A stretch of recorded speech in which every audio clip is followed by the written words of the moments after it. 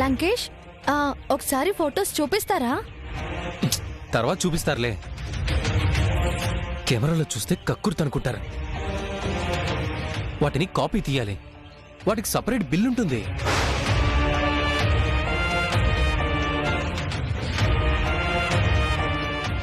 ఇంతవరకైతే okay. వచ్చే వారం bikini dress లో ఫోటోషూట్ ఉంటుంది.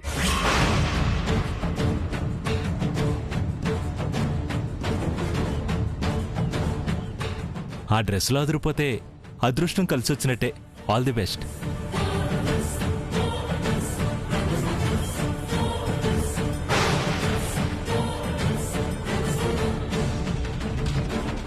ఆఫర్ వచ్చినట్టుగా అలా నోరెళ్ళబెట్టేవేంటి?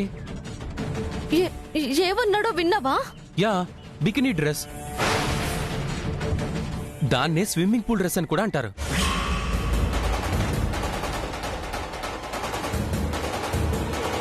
చిచ్చి, నేను వేసుకోను. ఏ షియా షియా, ఆగు.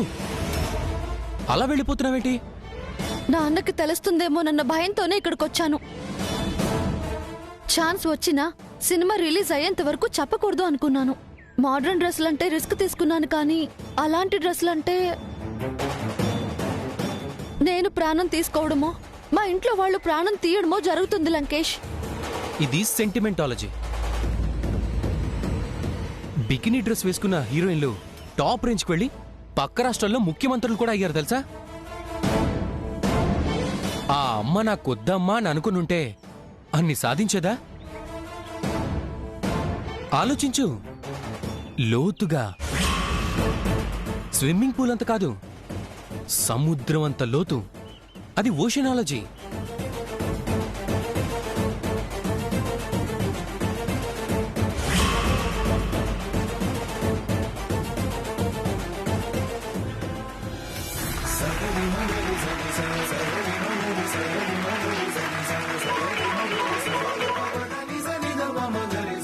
హలో, అలాగా?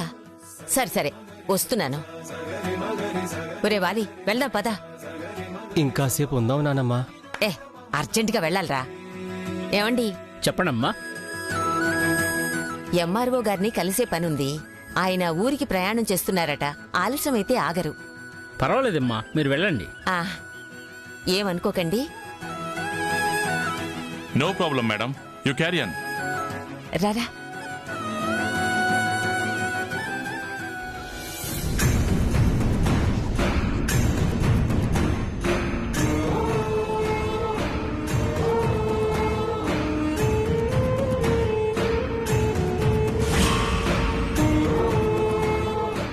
సాక్షాత్తు అమ్మవారే వచ్చి నాట్యం చేసినట్టుంది.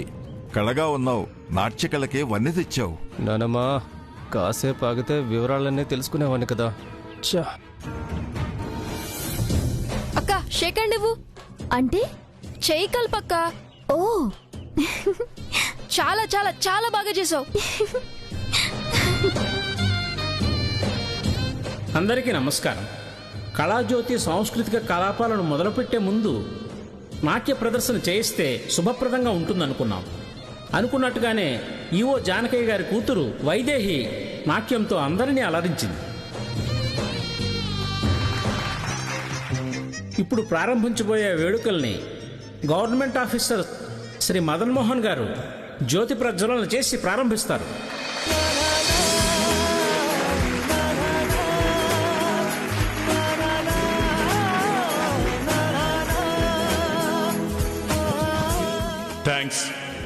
Thank you. ముఖ్య అతిథిగా నన్ను రమ్మన్నందుకు నాకు చాలా సంతోషంగా ఉంది. జ్యోతి ప్రజ్వలన చేయమని నాకు క్యాండిల్ ఇచ్చారు, కానీ నిజానికి కళను వెలుగులోకి తీసుకొచ్చే కళాకారులే ఈ జ్యోతిని వెలిగించాలి. వైదేహి, కమ్.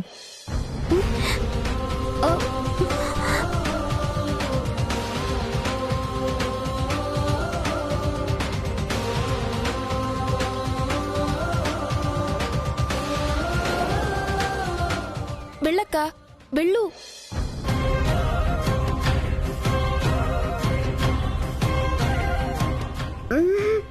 వెళ్ళక్క.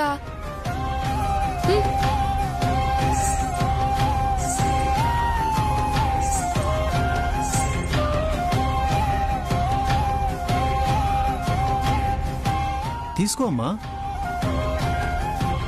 నాట్యం బాగా చేసావని అభినందిస్తూ జ్యోతి ప్రజ్వలన చేసే అవకాశం నీకే ఇస్తున్నాను.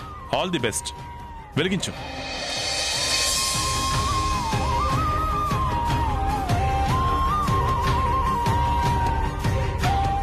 అక్క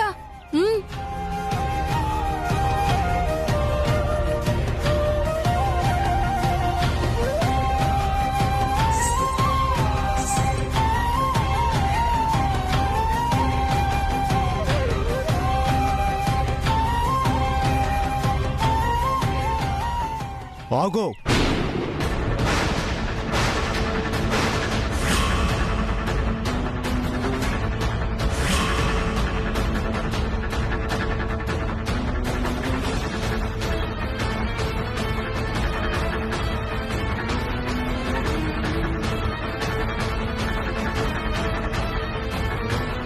వైదేహి జ్యోతి ప్రజ్వలన చేయడానికి మేము ఒప్పుకోం. అవును, తను చేయకూడదు.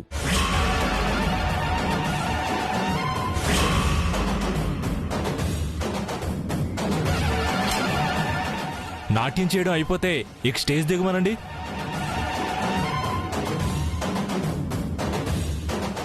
ఎక్స్క్యూజ్ మీ, మీరెందుకు అభ్యంతరం చెప్తున్నారో నాకైతే అర్థం కావట్లేదు. ఎందుకంటే ఆ అమ్మాయి ఒక అనాథ కాబట్టి.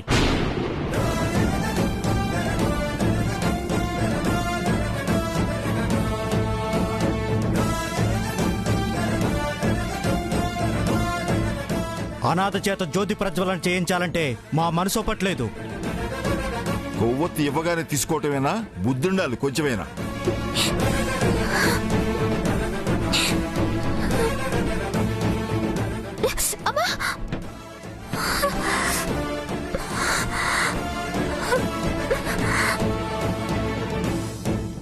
కాలితే దెబ్బ తగిలితే అమ్మ అంటుంది గాని కన్నతల్లిని అమ్మ అనలేదు. ఎవరికన్నారో తెలిస్తే కదా అమ్మ అనడానికి.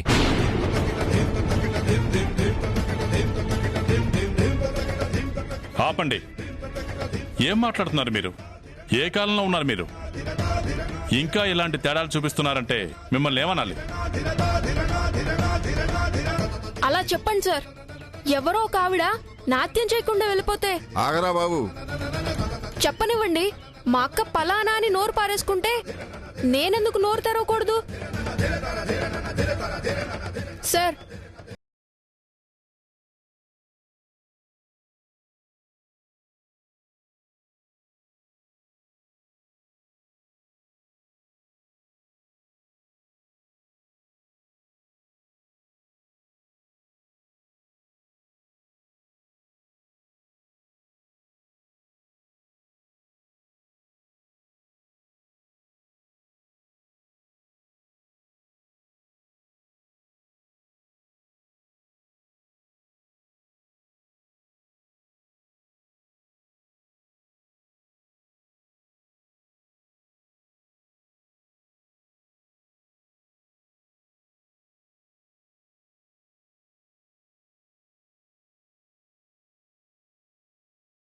ఏడిపించకూడదు.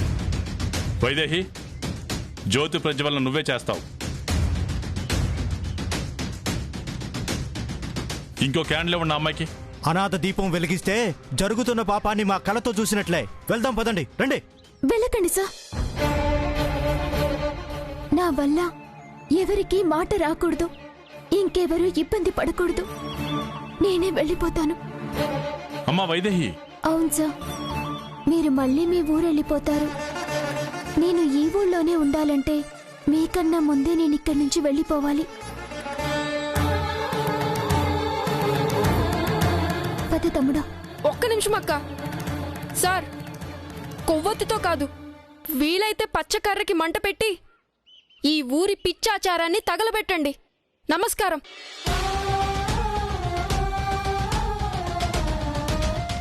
రా.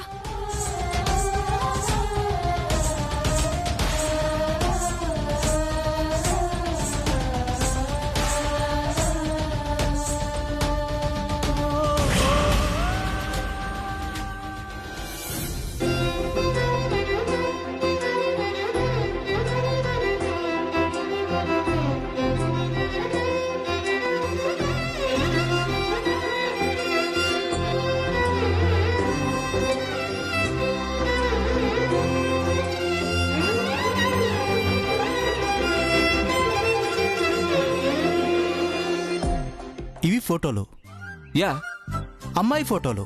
కనబడట్లేదా? ఎక్కడ కనిపిస్తుందండి? అదేంట్రా, అమ్మాయి ఉందిగా. అమ్మాయి ఉంది కానీ అమ్మాయి ఎవరనేది ఏదైనా ఉందా? అంటే ముఖమే ఆడ కనపడుతుంది బాబు, అంతా రంగేగా. కళ్ళున్నాయి, చెవులు, ముక్కు, నోరు అన్నీ కనిపిస్తున్నాయి కదరా. వాటి మీద రంగు పడుంది కానీ అమ్మాయి చక్కగా ఉందో ఎట్లా తెలిసేది? పోనీ మీరు చూసారా? చూశాను. ఎట్టుంది?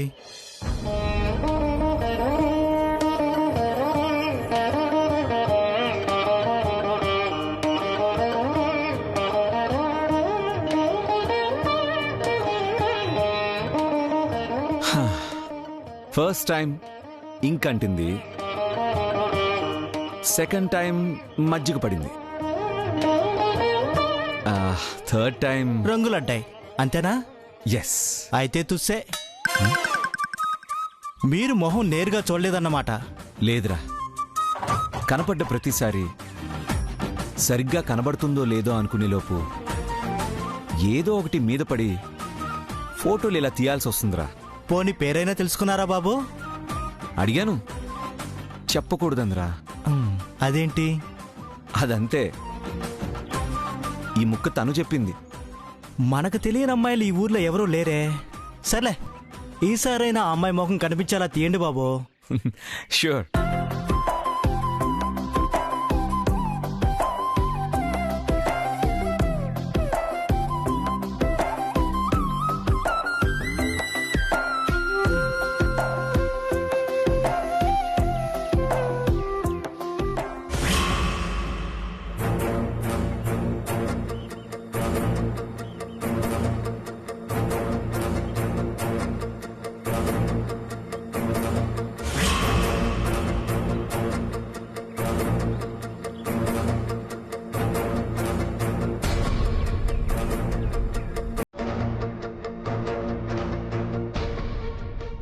అనాథ.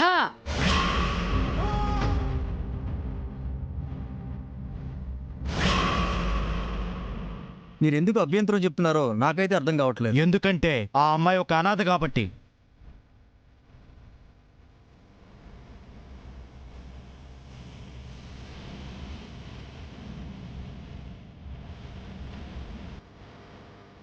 ఏంటి వినబడుతుందా? నువ్వు అనాథవన సంగతి ఊళ్ళో 3 భాగాలకు తెలిసే.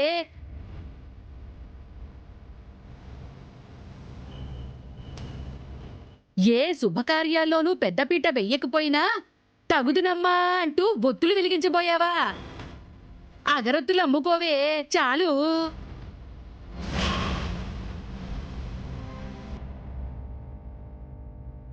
అక్కడ నాట్యం వేయడానికి వచ్చిన ఆవిడ గొడవ పడి వెళ్ళిపోయింది. అదెవరితో చెయ్యిచ్చిందని ఇది కాను కదిపిందా? అసలు నిన్నెవ్వరు వెళ్ళమన్నారే?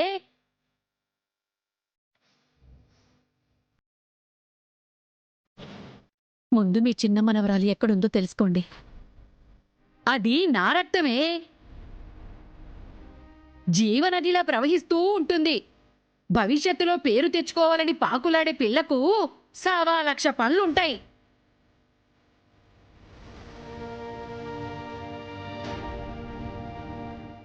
దీనిదే ఊరో దీని కన్నవాళ్ళెవరో తెలీదు. అక్కడ దానికేం పనంట? అమ్మా, నిజం కక్కేటప్పుడు అడ్డుపడకురా. గుళ్ళో క్యార్మని ఏడుస్తుంటే సీతమ్మ వారొచ్చేం పాలివ్వలేదు.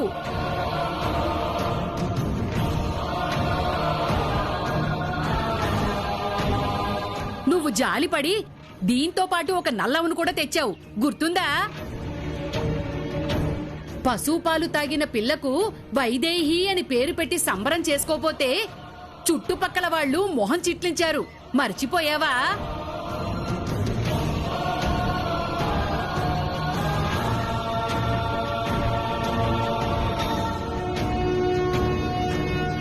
ఆ తర్వాత జరిగినవి నీ జ్ఞాపకం ఉండాలమ్మా. వైదేహి వచ్చిన నెలకే సునంద నీళ్లోసుకుంది. 5 ఏళ్లైనా పిల్లల కలగని మాకు సియా మారుతి పుట్టారు. మాకు ఇద్దరని ఎప్పుడు అనుకోలేదు అత్తయ్య. ముగ్గురని చెప్పాము. మిమ్మల్ని ఇది అమ్మా నాన్న అని పిలిచినంత మాత్రాన అనాథ కాకుండా పోదు.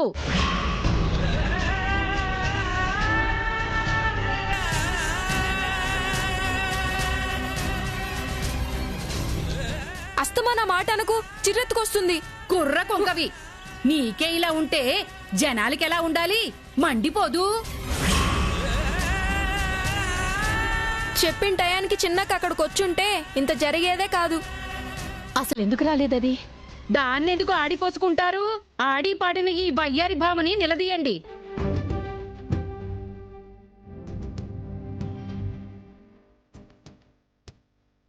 అక్క నాట్యం చూసుంటే నోరెళ్ళబెట్టి ఇన్ని మాటలు అనేదానివే కాదు. చూడరా జానకి, వీడు నా నోరు పడిపోను అంటున్నాడు. అర్థం అది కాదత్తయ్యా, అద్భుతాన్ని చూసే అదృష్టం మీకు లేదని. దీని మొహం చూడడమే దురదృష్టం అనుకుంటే ఇది గంతులేయడం చూడాలా?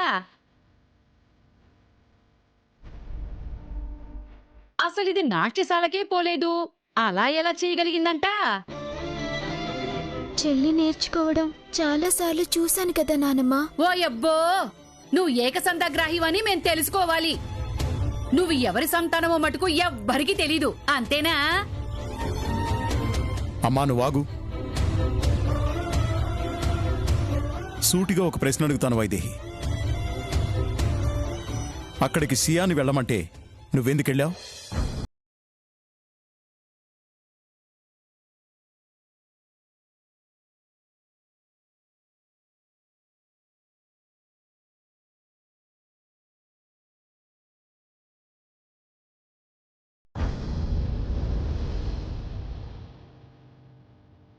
వాళ్ళేళ్ళన్నారని ఎందుకు ఏడుస్తావక్క?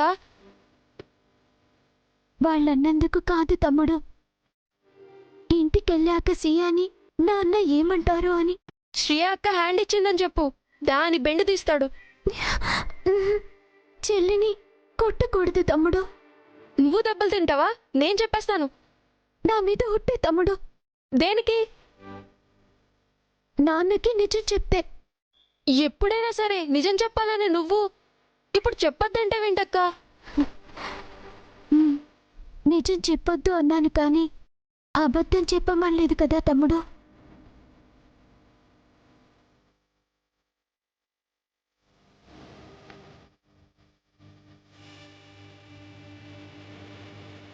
అలా చూస్తావేమిటే?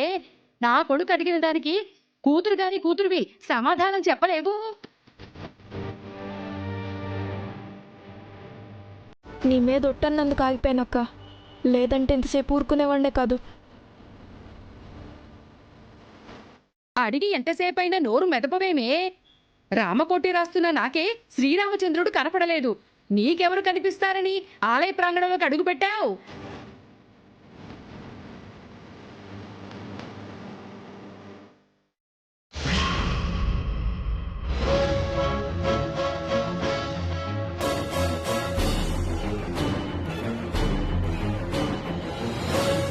ఏమండి, వైదేహి చెప్పట్లేదంటే చెప్పడానికి ఏమీ లేకుండా అయినా ఉండాలి. చెప్తే ఏమవుతుందోనన్న భయమైనా ఉండాలి. నువ్వు దాన్ని వెనకేసుకురాకు. నువ్విచ్చిన అలుసు వల్లే అది అగరొత్తులమ్మడానికి ఊరంతా తిరుగుతోంది. ధూపం గుప్పుమన్నట్టు జానకయ్య పెద్ద చేసిన అనాథ ఇదేనని అందరూ చెప్పుకునేలా చేస్తోంది.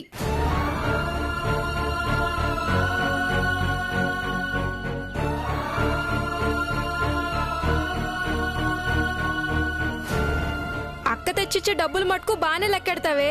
నువ్వు నోరుమోయి. రమ్మంటావా? నా నోరు కాదురా సన్నాసి.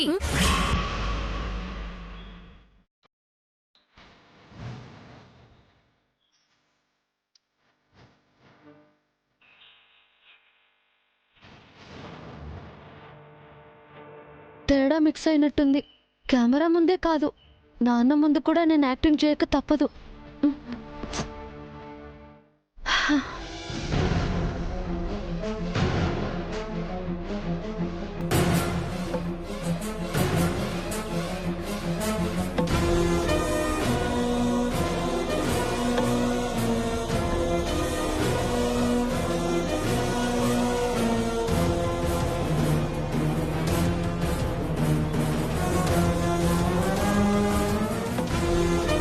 రావమ్మ శివరామలక్ష్మి రూపయ్య, షార్ట్కట్లో శ్రియ. నా మొగుడి వాళ్ళ అమ్మ పేరు రాది, నువ్వు పిలుస్తావే? ఇంత ఆలస్యమైంది, ఎక్కడికెళ్ళావు? నువ్వుండమ్మా. చెప్పక్క, నిన్ను అనాథ అన్నది ఎవరు?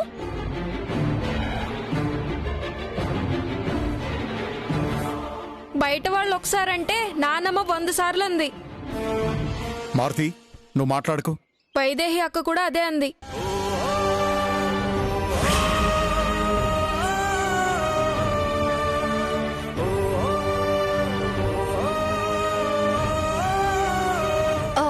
చెప్పక్క, వెళ్ళి వాళ్ళని కడిగి పారేస్తాను. నువ్వు కాళ్ళు కడుక్కున్నావా అమ్మా? లేదు నాన్న, అక్కనెవరో ఏడిపించారని తెలిసి కంగారుగా వచ్చేసాను. నువ్వే ఏడిపించావు.